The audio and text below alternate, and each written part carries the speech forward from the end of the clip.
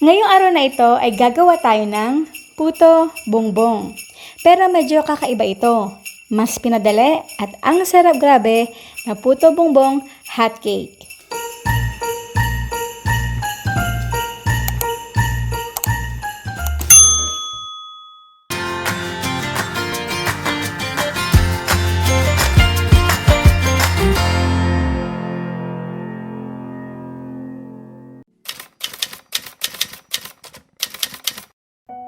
Sa bowl, pinagsama ko muna yung mga dry ingredients. Glutinous rice flour, all-purpose flour, sugar, baking powder, baking soda, at food color purple powder. Haluin ito. Then, ang mga wet ingredients naman, oil at ng tubig. Haluin ulit ito. Kung medyo natatabangan kayo sa kulay ng ating purple, pwede tayong maglagay ng konti pa dito.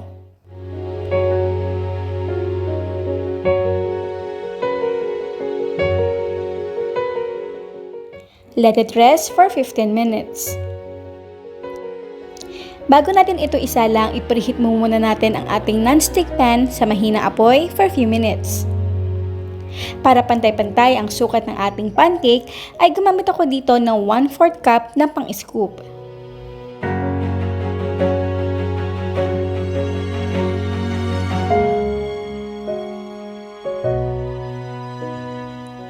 Takpan and cook for 1 to 2 minutes kada isang side.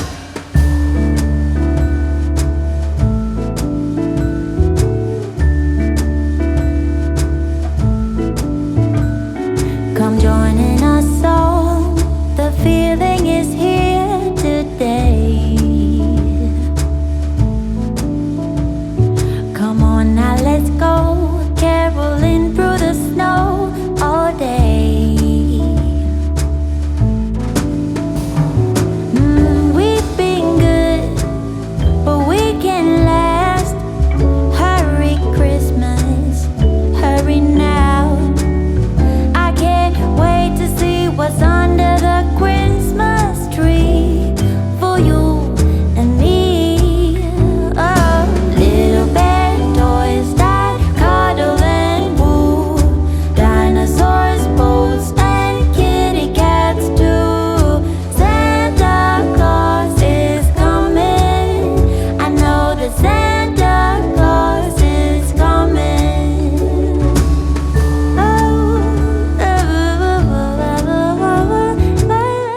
So guys, eksakto yung natira nating butter eksakto for 1/4 cup.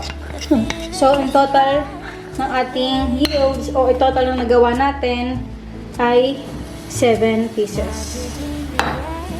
Sinimot ko na. Sa preparation naman, nagpahid muna ako ng mantikilya sa dahon ng saging. At isa-isa ko rin pinahidan sa ibabaw ng hotcake.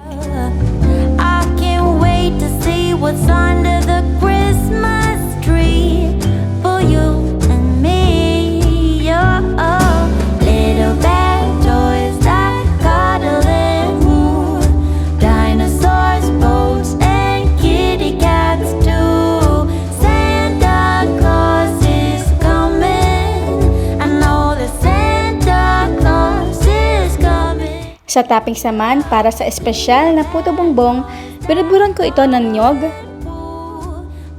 condensed milk, homemade na itlog na maalat, at Leche Flan na ginawa din natin kahapon na 14 pesos lang. And now it's done! Our Puto Bumbong HOTCAKE. Ang sarap, Mami!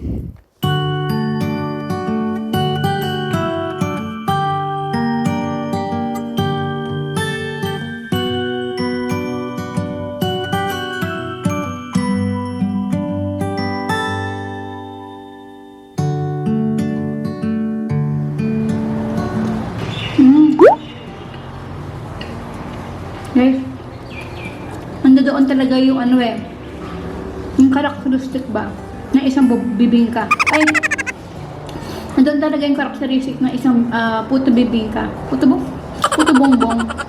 Nandun talaga yung characteristic ng puto bumbong, guys. Kasi malagkit. Alam naman natin lahat na ang puto bumbong talaga ay plain lang yung lasa. Pero, ang kinasarap doon yung mga toppings na ating nilagay. Kaya, nag-complement yung mga condensed milk, yung niyog, yung itlog na maalat, at especially yung ating special na leche flan. Ang sarap, guys. Parang pambihira kasi ang dali pang gawin. It's very fun to make. Ayan na daw. Papakita ko sa inyo yung isa. Kung gaano siya ka-gooey. Kaya natin.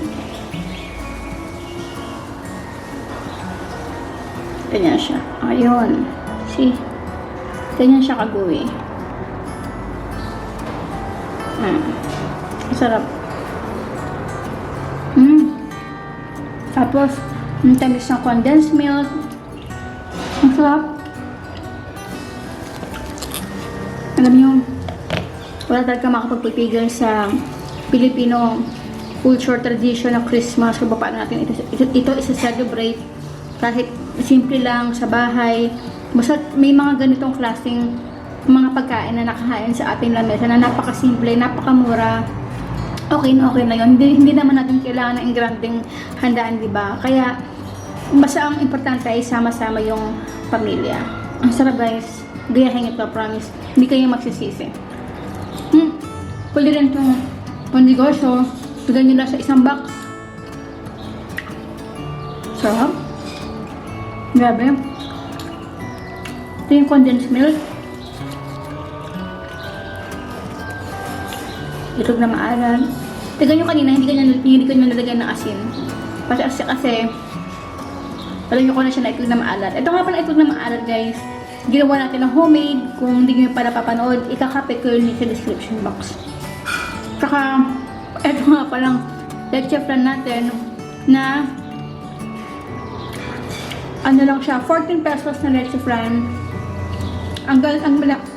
Pwede pang TLE ba yun na project? Saka, abot kaya.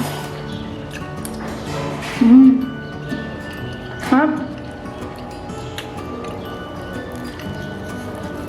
Tsaka magsusurprise pa yung bibili sa inyo. Wow! Pancake ng puto bumbong. Sarap.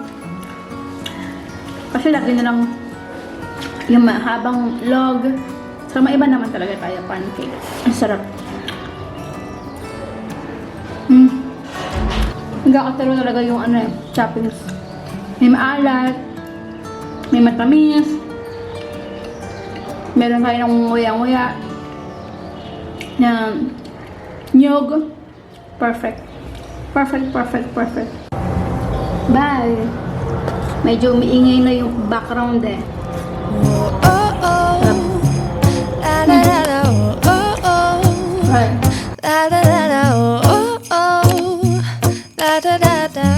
Making our Christmas memories. I've been working so much lately, I can barely find the time to sleep. Yeah, I spend my time running around, keeping people